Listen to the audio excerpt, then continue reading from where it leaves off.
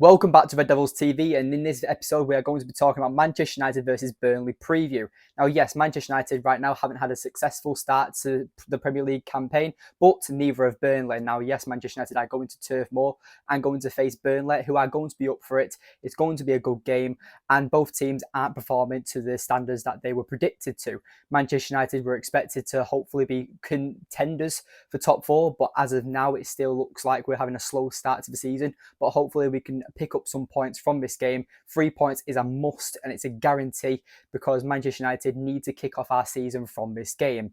But Burnley right now, they haven't the most impressive record in the Premier League. Obviously adapting from Championship football to Premier League football is a massive change. Vincent Kompany has never managed in the Premier League and he's now being judged by certain Burnley players and Burnley fans. That is the reports. But right now, Burnley's current record in the Premier League is 3 losses, 1 draw and 1 win. They missed a game earlier in the season. I think it was the Luton game where their stadium wasn't fully furnished and they couldn't play that game, so that will be played at another point throughout the season. But Burnley, we can't underestimate them. They are a decent side. Vincent Kompany, ex-Manchester City legend, will definitely be wanting to win this game more than others, you could say, with that ex-rivalry of Manchester United and Manchester City. But with Burnley, they currently have a player suspended, who is Lyle Forster, who got a red card in their most recent draw against Nottingham Forest, which was 1-1 on the Monday. But in this game, I would have to say their probably most key player would probably have to be someone like Brownhill. He got in the team of the season last season for the Championship. Very good player for them this season and seems to be one of the only players who's kind of pulling his own weight and reaching the standards that he's set for himself and the instructions that Vincent Kompany has set him. But Brownhill's definitely a good player. More of attacking style midfielder, more you could say box to box, maybe a 10. But he is a very good player and does link up with the Burnley forwards very well. But this is about Manchester United and how are we going to set up against Burnley. Now, Sancho in Erik ten Hag's press conference has now been confirmed he will not be in the squad for this game as well. Now, Erik ten Hag turned around and said in his press conference that it's all down to Sancho and what he wants to do. So Erik ten Hag is pretty much saying he's done everything he can. All he's doing is waiting for Sancho to apologise and to admit he was wrong for stabbing the manager in the back. But Sancho, if you didn't see it last night, he was on FIFA with a very popular FIFA streamer, and he just doesn't care. This was, sorry, no, it wasn't last night. It was the night of Manchester United versus Bayern Munich. And when your team that you play for and you're getting paid for are going to play in the Champions League and you're just sat there on FIFA and just making the world known that you really don't care.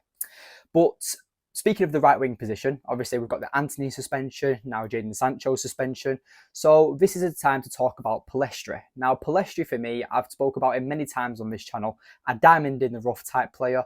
And a lot of fans are now starting to say because Martial played well for 20 minutes against Bayern Munich, we should automatically put him in the front in line and it should be Rashford, Martial and Højlund as the starting three. I completely disagree because you put Pellistri in a game which is against a European giant like Bayern Munich and you've now got to give him a run of games. He did really well against Alphonso Davies. Now, Alphonso Davies is a very good modern fullback. He's very attacking minded and he's spoken out on multiple podcasts that he does want to play further up the pitch, but he doesn't mind playing on the left back position. But Pellistri did really well against Alphonso Davies. He almost scored.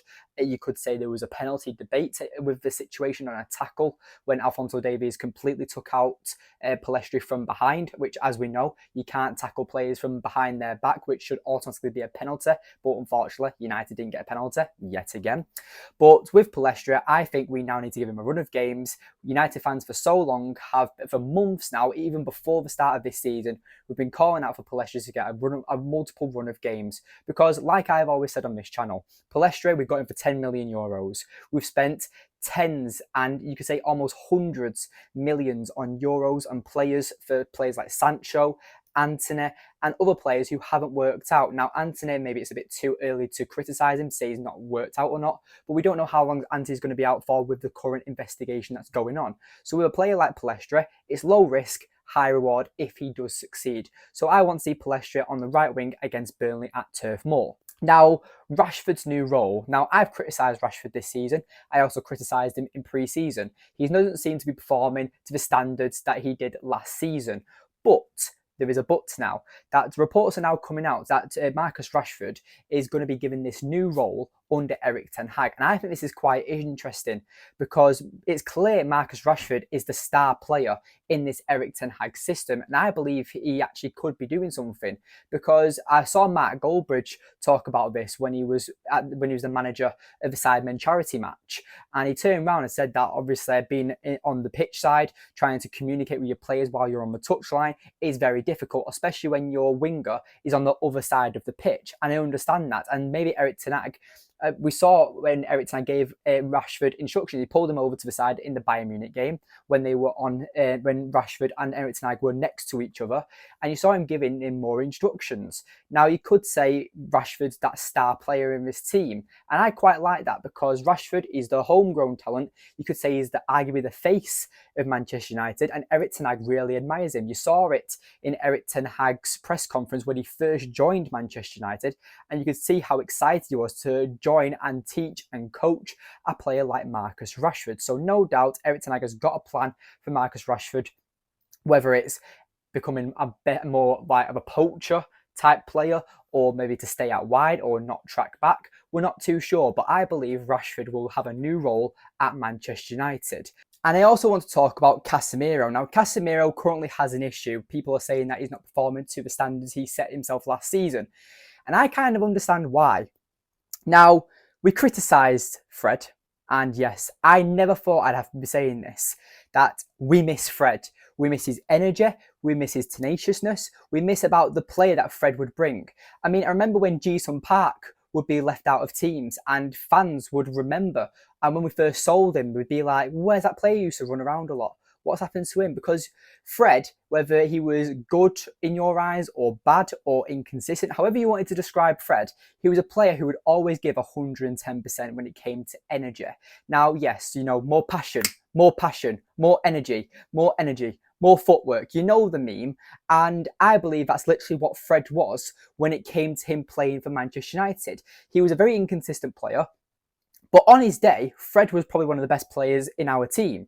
He was just very inconsistent at times. But the energy that he brought and the extra pressure he brought off Casemiro, I think that's why we saw Casemiro as good as he was. But we've lost Fred now. That's over. And I think that's why we've started to see someone like Casemiro struggle so much. But hopefully with a player like Amrabat, he will help him with them extra defensive duels, the cutting, passing lanes, maybe when it comes to man marking. I think Casemiro and Amrabat could form a very decent double pivot partnership. And I look forward to seeing it, but Amrabat is still a doubt. It's like 99.9% he's going to be playing for Manchester United very soon, but we don't know because Erik ten Hag, we do know that he likes to wait on injuries because he wants to guarantee and leave his player out for another week so they're not get injured anytime soon and risk a bigger injury. So I can understand why Erik ten Hag wants to run his team that way, but with a game like this that is a must win, I say chance it because Eriksen, McTominay, they're just not good enough when it comes to playing in that role, in my opinion. Speaking of Mason Mount, speaking with Varane, they're also expected to be back for this game. Now, Varane, for me, definitely has to be in the starting 11 because we know how quality Varane is as a centre-back, the Rolls-Royce, probably our best defender. You could say arguably. I do really like Martinez, but he's kind of dropped off this season. But I think that's also because he's not been fully fit this season. You've seen him play a bit injured. There was rumours at the start of the season in pre-season that he wasn't fully fit. So for me, Varane and Martinez will form that partnership we saw last season, but it will take time and get that consistency back, and especially with a new goalkeeper behind him in Andre Onana. And I just want to quickly talk about Andre Onana. I am not criticising him. I think he's a very good goalkeeper, and I think he's going under a lot of criticism at the moment.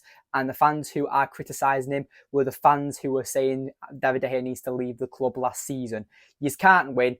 You asked for David De Gea out, you got what you wished for, and now you're slagging off the new goalkeeper. So make your minds up, because no doubt you're the fans on Twitter with your faceless accounts talking about how Onana misses a save and De Gea would have saved it. For me, that's absolute stupidity from them fans who believe that, because they're two different goalkeepers, and I stick up for Andre Onana because David De Gea, for me, club legend, I'll always respect him, but he was outdated and he's not our goalkeeper anymore. He's not our problem, so let's leave it at that. And finally, the predicted 11. Now, for me, this will be my predicted 11. Onana, despite his blunder against Bayern Munich. I think he still remains the #1 goalkeeper. Dalot and Reguilon as the fullbacks. I mean, we've got no one else, so it will have to be them two. Varane and Martinez as the centre-back options. I think Erik ten Hag sticks with the 4-2-3-1 formation we saw against Bayern Munich, and it will be Amrabat and Casemiro in the double pivot formation, as well as Bruno Fernandes as that advanced playmaker. On the right, I do believe it's going to be Pellistri. Left-hand side, I believe Marcus Rashford, and through the middle, Rasmus Højlund, who, by the way, got his first official goal for Manchester United against Bayern Munich. Hopefully, that's a sign for more goals to come for Manchester United. But anyway, thank you for watching. Please make sure you leave a like on the video, subscribe if you are new. My score prediction is going to be 3-1 Manchester United, because currently, Burnley have scored 4 goals in all competitions and conceded 12. So if you take the analysis, if you take the stats, Manchester United are estimate to win 3-1. And I believe that would be a very good result to kick off and start our season. Yes, we've arrived to the race late, but we're still in the last 100-metre sprint. And I believe Manchester United can go to Turf Moor and do a job. But anyway, thank you for watching. Please subscribe, and I'll see you later. Take care.